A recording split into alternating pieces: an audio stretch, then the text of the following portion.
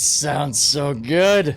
Here we are, guys, with the CQ7 in 4.9, finally available in stores. If it's not in the immediate live fire store, you know, the greenish rooms you can go to, definitely check your armor stores as well. That's where I actually found this one, in Nick's at the Pyro Gateway. They're kind of all over Stanton right now, and again, this is a 4.9 PTU, but it's getting closer, and so is your chance at owning this Bullpup assault rifle. So if you saw my last video, you know that this is the CQ7 Bullpup rifle by Bearing, coming in with 4.9, and as of the recording of that video, it was basically just a better looking P4 AR, in my opinion. But they did it, man. CIG listened. They gave this rifle some personality, and what is very likely a large coincidence, the main changes that I wanted seem to have come to this rifle. So we have got a better effective range, a lower fire rate, and higher damage output. While on that note, let's go ahead and check out what it sounds like in vacuum, because that is a different experience.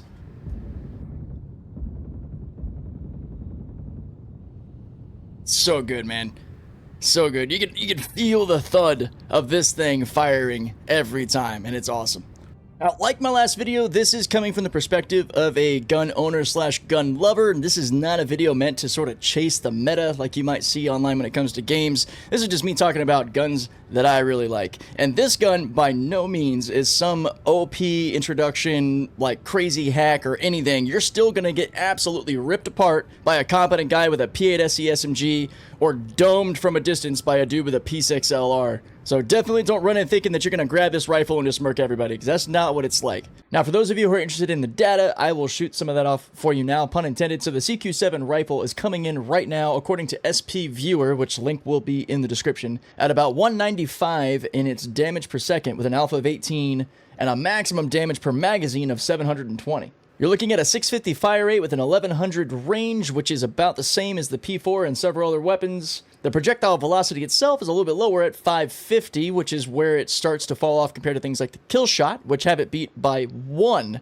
in DPS, 196 to 195. However, the kill shot's range is still quite a bit better given its higher projectile velocity of 875, so a 1750 range overall. So where it does start to edge out some of these other weapons, and one of the changes that I was hoping for, is that the effective range has been bumped up from 50 meters to about 65, which does edge out the kill shot by 5 meters, and it edges out the P4 by 25 and the P8 even by 15 meters. That said, the alpha damage, bullet velocity, and total range of the P8 is still quite a bit higher as a DMR, or more of a long-range platform, as compared to this being sort of a medium to short-range platform. Overall damage per second is outpacing things like the C54 SMG, the Custodian, even your Dead Rigs, your Demicos, your Devastators. It is even better than the P8 SC in its overall damage per second by roughly 12 points. So this is an extremely competitive firearm that I think a lot of you are going to enjoy. I've been running this weapon exclusively as my primary for several weeks now, testing in the 4.9 PTU. I've looted all of its variants, from Snowfire, the Infantry, Blacklist, and the standard CQ7 you see me holding here. And this will absolutely be my main gun, paired with either something